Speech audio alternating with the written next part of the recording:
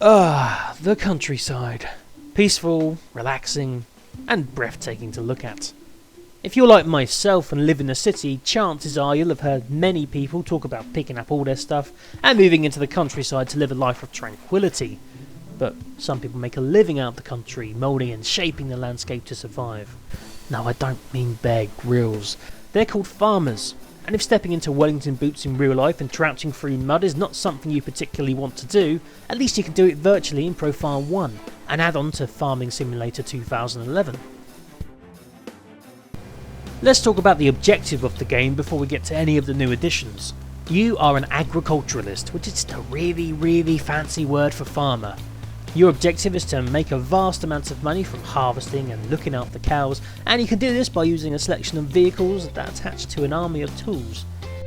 The tractor is the most loyal, providing a great amount of versatility, acting as a Swiss Army knife of the farming world. It can plough, sow, deliver wheat or corn, and chances are you'll be spending about 70% of your time driving one, while you hire computer AI characters to control the combine harvesters. So that's it in a nutshell for those who may not yet have had the chance to play Farming Simulator 2011. But what does Pro Farm 1 offer? Well, the main thing that Pro Farm 1 offers is a new map set in an English fictional area called Riverside. It's appropriately named because of the river separating the map in half. Luckily there's a bridge though, so you don't have to worry about swimming to get to the other side. But of course you can choose to swim it if you want. There are a few English treats available, including road signs and red phone boxes, but unfortunately the Great British Breakfast is nowhere to be seen. The map is actually very good for veterans of Farming Simulator 2011 because you can't move more than a few feet without stumbling across a vast field of wheat or corn. There are hundreds of yards of fields and you'll be multitasking vehicles like a madman trying to keep up with the work. Initially, when I first started, the map looked as though a bomb of combine harvesters hit it, but once you begin to master hiring workers to perform the duties of the vehicles, then it's much easier to maintain and keep the farm looking good.